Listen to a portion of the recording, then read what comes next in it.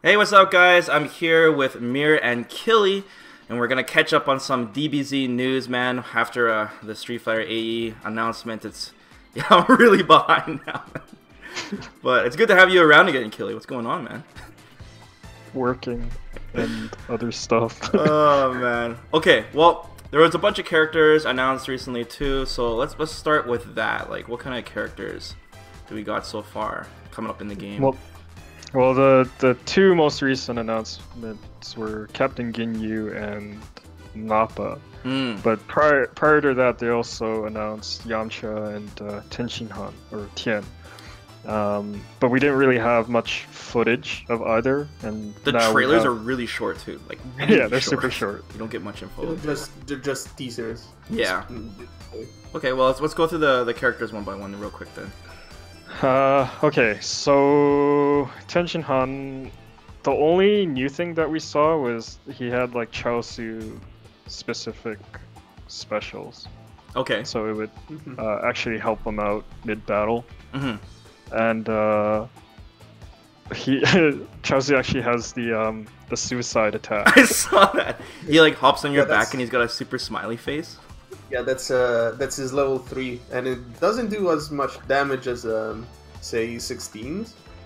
But it seems to be kind of fast. It's so fast. Exactly. It goes full screen. It comes from behind. It's so fast. It comes from behind. Yeah, I think that the idea is that it's like full screen with punishment, because it's so fast, right? And it's not technically Tien that's attacking. It's also coming from behind and grabbing the opponent. And you can crouch it though, so it whiffs on crouchers. And you can block it too, right? Like Android 16 is like a grab. That's probably why it does so much damage. Yeah, and it's also super slow though. Oh, you can actually jump out of it after the super freeze. Yeah, but he had like invincibility on startup. Oh. Yeah, it's one of those moves that you use when you're like trying to basically power through an attack and punish them in a way. Like it's a hard read at that point.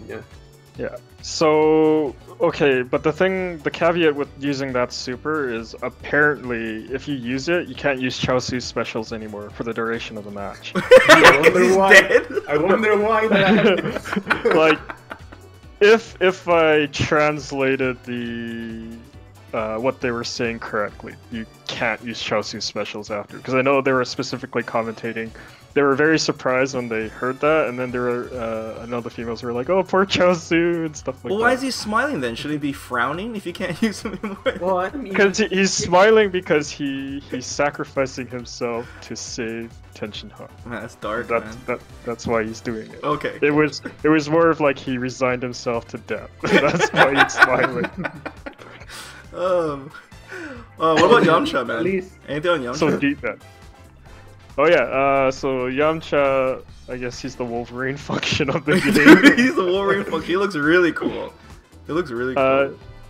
Yeah, so his mechanic is he has a lot of like these. He's a Rekka character, but the Rekkas have like different follow-ups. Oh, okay. And you can create mix-ups through the Rekkas, because some go through you. I think some are overhead, something like that. Yeah, he has Berserker Slash. Oh no. Yeah, he's the pure rushdown character. Berserker Barrage, he's got Tornado Claw. Yeah. And the funny thing is the screenshots they have, they compare him to Yun from AE, because he has got the... Oh, I saw that. He's got the Yun dive kick, he's got the Yun up kicks, and then Kazunoko is like, I think I'll use Yamcha. Yeah. That's good. I like that. So other than that, we don't really have a lot of information on Yamcha, but his gameplay looks interesting. A lot of rush down. Don't know how much how plus or minus he is on block on his specials or whatnot, but his his level 3 fireballs, they look fast too. So I think he might be a pretty good character. Well, hopefully he has a secret super where a Cyberman just comes out of nowhere and grabs him and he explodes. Whoa! No, we need the fucking Yamcha crater though. It's not complete unless we see the Yamcha crater. Yo, this is getting dark, guys. This is getting dark, man. I also forgot to mention with the Tien gameplay. He has that one super where you can blow additional meters to do more damage, but also decreases his health. Like a 7-bar super, right? Yeah, yeah. So you can just keep blowing meter, but you're gonna be losing a lot of life in the process to do more damage. That's cool. Okay, let's talk about the 2 latest characters. Start with Nappa. Okay, so Nappa they said was like a brawler type character, like a heavy, hard-hitting character. Yeah. But the very interesting mechanic, it's very similar to Jacko from Guilty Gear. He actually plants the Cybermen, and then they sprout or they spawn, and then they attack the opponent afterwards. Oh no. So that sounds super interesting. I don't know how good they'll be, but from the footage, it looks like they do multiple attacks. Does he have like a special that like soups them up and powers them up? They didn't show anything like that, unfortunately. So not too sure. I think that the idea is that he's a slow character, but because he has the Cybermen to cover him up, like he can, push his offense with that. Yeah. Or at least I think that's what they're going for. They'll help augment his neutral game. So in combination with the assist system and the Cybermen, hopefully he'll have enough means to cover his approaches being slower and more heavy hitting. That's cool. Yeah. And I'm guessing his own assist could be the Cybermen themselves.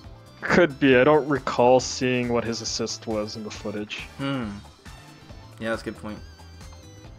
Is that it on Nappa? That's all we know. pretty much. Oh yeah, like he has his, trademark moves from the anime and stuff, like the, that move where he flicks his fingers up and the ground explodes. And the supers.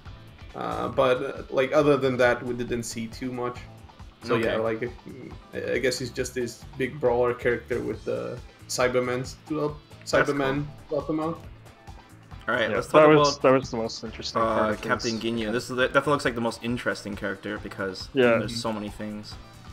So the main mechanic for Captain Ginyu is he calls the Ginyu Force, right?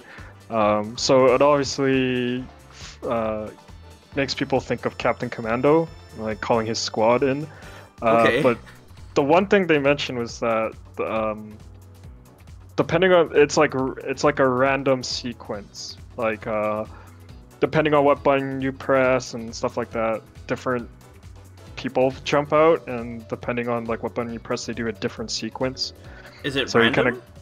I think they said it was a random sequence. I'm not like entirely Faust? sure though. Or is there a rotation, like Teddy or something? Or I don't know if there's a rotation or not, but if anything, it kind of sounds like if it is rotation based, then it'd be very reminiscent of Testament from Guilty Gear, because Testament had this special move where he throws a skull out. If it hits the opponent, his Raven attacks, but the Raven had different attacks, and there would be a sequence, right?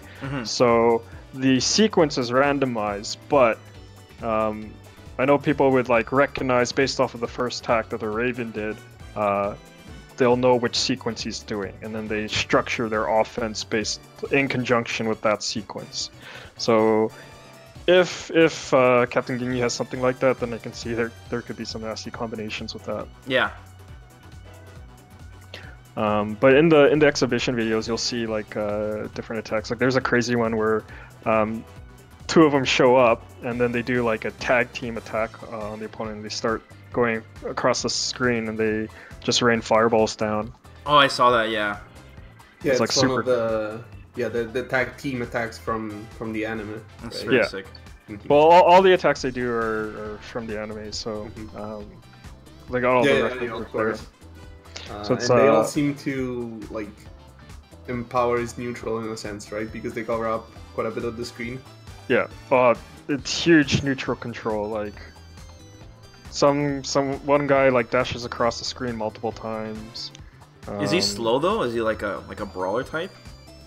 Like Ginyu himself? It was Ginyu, yeah, he's like a little bit slower than some of the other characters. But yeah, I mean, he's got looks like crazy offensive and neutral capabilities with just that mechanic alone. So putting that mechanic aside, the major feature is that his level 3 is body swap. And so he literally switches characters. So he'll play as the opponent's point character, and then the opponent plays as Captain Ginyu. That's really But cool. when you body swap the opponent who's using Captain Ginyu, they can't call Ginyu Force specials, and they can't use body swap again, so they're stuck Ugh. as like a gimped version of Captain Ginyu, Ooh. which is kind of faithful to it is faithful to the anime, so that makes sense. And the health bar switch and everything. Actually, I really like the way they kind of do that, because they do a camera zoom in on Ginyu's face or something like that, and then when they zoom out, the health bars are swapped and the character icons are swapped and everything like that. So it's a very clever way to do Camera that. magic, yeah. Yeah. Yeah. So a little nice trick there. So yeah, it's a very powerful super, but I mean, it forces the Ginyu player to be able to use the entire cast, while everyone else just has to have a pocket. Yeah, pocket that's Ginyu. true. Yeah, and another thing to mention is that it's another one of those supers that's extremely slow, kind of like Android 16s, and it's also blockable. So it's even harder to land than 16s, because that's a command grab at least. Well, it depends, right? I'm sure there might be some way to combo into it. Especially with an assist. Yeah, with an assist, I'm sure there's a way to combo into it. But again, you have to lab up the setups and stuff like that, and see. And then again, the person has to be able to use the entire cast. Yeah, So- it definitely has invincibility on it, because it's a level 3, so you can probably use it to, go through some attacks. There's definitely uses to it. Yeah, not sure how punishable it is on block. Doesn't look too safe though. Like But I'm minus not- 95, like Abigail. I'm not Have you seen that? This Alex player like blocks Abigail's super, and he has enough time to do V skill and then crush counter him. It's crazy. So bad. But what? Okay, you said it switches the life bars, right? So like, I guess it's ideal to use it when you're just lit, because then the opponent is just almost dead at that point. Right? Yeah, basically. That's But like heat of the moment, it's just like, yeah, I don't know. Because again, if you're trying to combo into it, Yeah. you're doing it at the life deficit, Yeah. and if you're hitting them too hard, right, and you swap, you might be at the life deficit still, right? So you gotta that you gotta makes sense. take that into consideration as well. That's true. It's a super weird super. I mean, Yeah. it's just like flavorful and faithful to the anime, but the actual practical uses, who knows? Yeah. Like an interesting idea could be trying to steal your opponent's body when he's using his Sparking Blast, and see if that transfers over. That would be interesting. Like, to Oh see yeah, that's true. the health regenerate. But we don't know about those interactions yet. Yeah, it's basically a double-edged sword at that point. There's a lot of variables to it, and it's not really a comeback factor. Like it's not going to help you win the match right off the bat than a raw like level 3 that does static damage, right? You have to really consider all the variables to like utilize the super properly. So I can see he's obviously right now he looks like the most technical character out of the cast, but Yeah, it seems pretty complicated, especially because of the random element or sequence or whatever that is. So, yeah, that super, I don't know. We'll have to see what people figure out. It could be interesting. All right. Well, let's move on. There's something I really want to talk about, and that's this Dragon Ball mechanic that I've been seeing for a while now. So, Kelly, let's start from scratch, okay? Just explain to me this mechanic from the beginning, okay? And what we know so far about this. So the way to obtain them, because as you playing the match, there's like a combo count check essentially, and it basically increments in tens. So as you hit these combo points, like 10 hit combo, 20 hit combo, right? You get one of the Dragon Balls. Like you just get it. It doesn't fall on the ground or something like that. You just get it. No, you just get it. Okay. And the combo count pertains to that specific Dragon Ball. So to get the second one, you need to do 20 hits, right? What if you did 20 hits in the first place? Like your first combo is 20 hits. Then you get the second one. You don't get the first one. Oh, okay, gotcha. So it has to end, like your combo has to end within those ranges. If you go really past weird. the range, then you only get the one. So as far as I know, if you do a 20 hit combo, you're not getting 1 and 2. You're just getting 2. Gotcha. Now okay. I could be mistaken, but that's the way I. Well, wouldn't that be really dumb if you did one huge combo, then all of a sudden you got? Then you have all 7. Yeah. Right? Yeah. Yeah. So the last Dragon Ball you get at the 70 hit mark or something like that. Okay. So once all the Dragon Balls are collected, it actually summons Shenron, and it actually interrupts the match, and you see Shenron appear, and you get 4 wishes, and you're gonna throw up the screenshot. But basically, the rough translation is like the top option is health regeneration. The left option is reviving teammates. I don't know if it's specific to one, multiple. I don't know if it goes to if both players get it or just the one. That sounds ridiculous. Like, we don't have any information, right? Because basically, when they were doing this in the exhibition matches, as soon as Shenron got summoned, they cut the footage, right? The producer says we're not ready to show. It wasn't intended. So the producer's like we're not ready to show this yet. Right? Okay. So that's why we don't have any information on the specifics. Okay. The right option says, give me like a power up or something, and there's an icon, and it corresponds to the Sparkling Blast icon. So maybe it powers up your Sparkling Blast, maybe it gives you another one if you used it. I'm not sure. And then the bottom option, I have no idea what it does, but the rough translation says, give me immortality. But the image icon for it shows 3 life bars of the team, right? And it looks like there's like some recoverable health on top of their what their actual health is, right? So I don't know if it's like heal all my members or something like that. I have no idea. It could be increased health regeneration for a while, especially because it like actually shows the like blue damage. Yeah, exactly.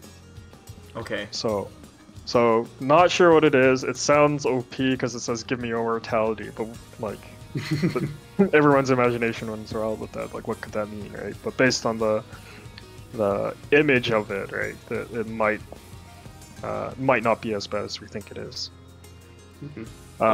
So we don't know whether there's a separate mode where you could have this turned off. The mechanic does worry me because it does interrupt the flow of the match, and each one of the options are pretty strong in itself. So I don't know if there's a separate mode where you can turn off this feature. Yeah, especially that Sparkling Blast one and the Revive look really strong. Yeah. And the thing is, it's not even like a comeback mechanic really, because you have to be landing those combos to get, the Dragon Balls, right? Yeah, you have to earn it basically, but it's a little bit of a random factor, right? And the thing is, if both people are earning Dragon Balls, like it looks like it's shared, right?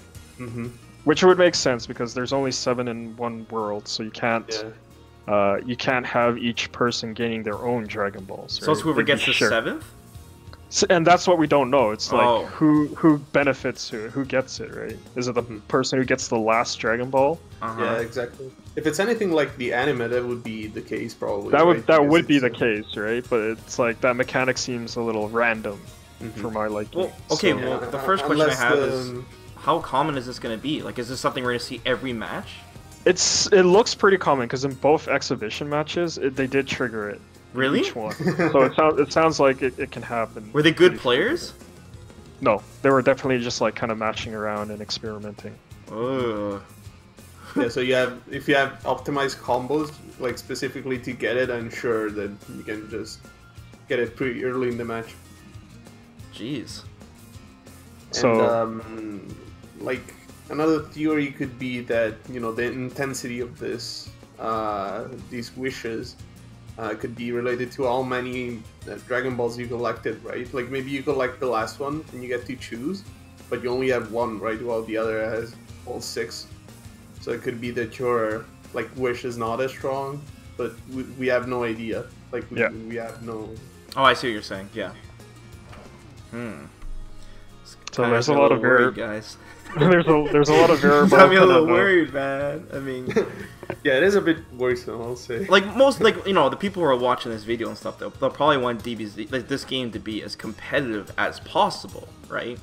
And we know this is, just the casual game with, injected with some competitiveness to make it, enough for the casual players to want to play it and want to learn. but also competitive enough that we're running tournaments on that and having people compete, right? Having it balanced. So like I get why they added this system, because one of the key iconic things about Dragon Ball is the Dragon Balls themselves, right? And Shenron Wish and stuff like that. So how would you introduce it, right? And this is like what they came up with. So yeah, that's true. It's a cool nod to the series and stuff, but from a competitive standpoint, it is very worrisome because you don't know how powerful it is, how much will it impact the flow of the game, stuff like that. This reminds me of like near the end of Cross Tekken's development, where they just announced the gem system. Oh yeah, they said the gem. Just like the game was like so like it looked so good, and all of a sudden the gem system just came out of nowhere near the end. This is the vibe I'm getting right now. I'm sure it's not that bad, but it's not as bad because there's no customization involved. Yeah. But sure. it just throws in another kind of. But it's just out of nowhere, Yeah. Hopefully you can turn it off in a competitive mode, like we were saying before. Yeah. Like if there is a competitive mode, hopefully. Yeah. I don't know. I think this game will turn out fine, man. Like I said, the only way only way this game can just flop is just for some reason it's just too casual or it's just too competitive, one or the other, right? Unless that thing on the right is X Factor for Marvel. That could be another issue.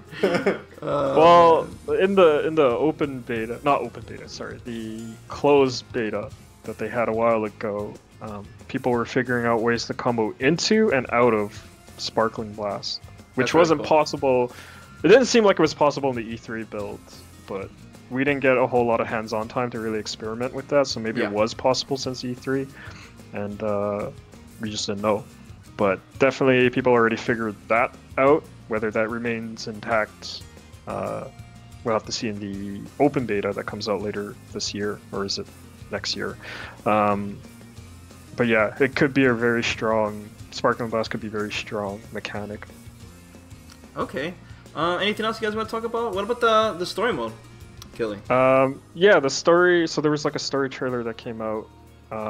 It briefly goes over this, like what the underlying story is. Okay. But it also showcases what the actual story mode entails, and it looks very interactive. Interactive? So, yeah, so you're basically like choosing your story path. So depending on which path you take, you'll meet up with different characters, and they said you form different links, which cool. impacts the gameplay of it, right? So, up.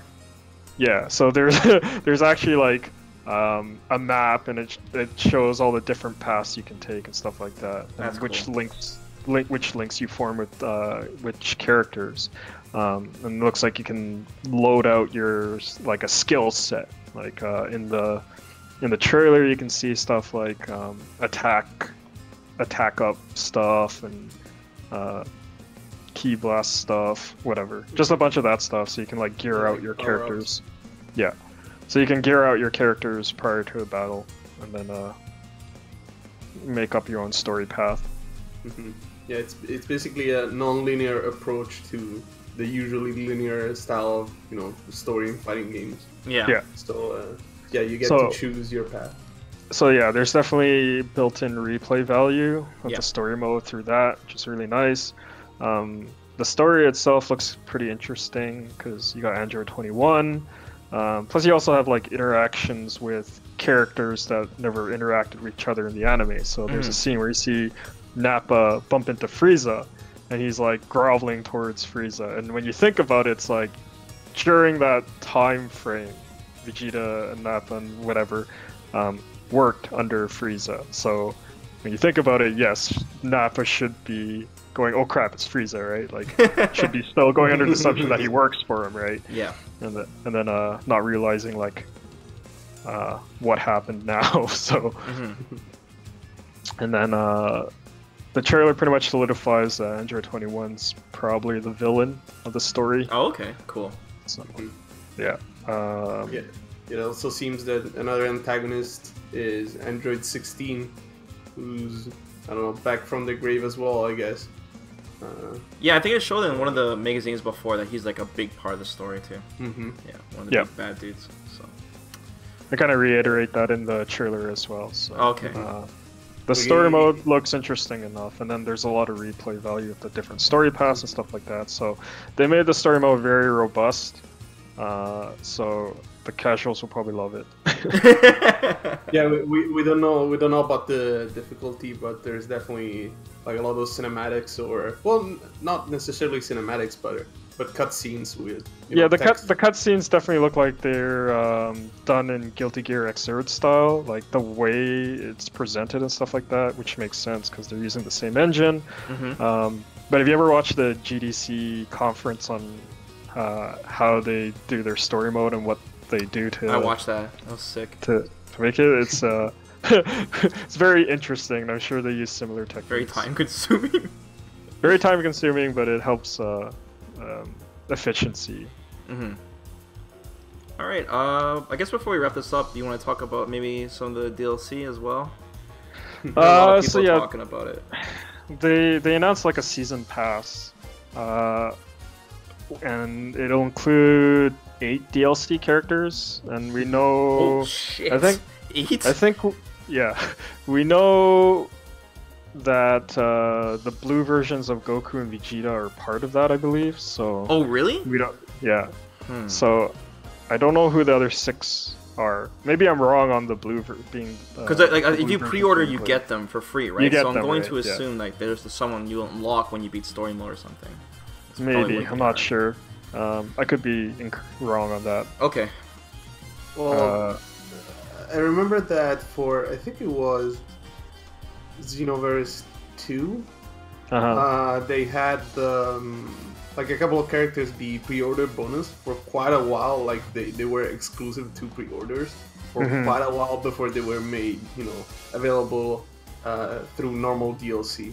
So hopefully they won't do that again with this game.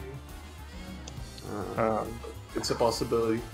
I know there was a lot of backlash because the collector's edition of the game or whatever did not include the season pass or something like that. Ooh. Oh yeah, and it is very expensive for.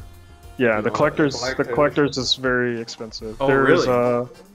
There's like another edition, like they call it the Ultimate Edition, that I believe includes the season pass. It says it with it you get the DLC characters, you get 11 anime tracks, some other stuff. Which I'm pretty hyped that they actually announced that they're actually adding tracks from the anime into the game. Because there was that like when the game first got announced, there was people created like videos where they spliced in the anime music into the footage, and it worked so well. Like because they used the sound effects from the game, obviously, from the anime in the game, and with the anime soundtrack, it just like it really sounded and looked like you're playing the anime. So I'm actually glad they announced that, but I don't know if it'll be like a remixed version or if it'll be just straight from the anime. And I don't know if it's from Dragon Ball Z or if it's from Dragon Ball Super or whatever, or Dragon Ball Kai.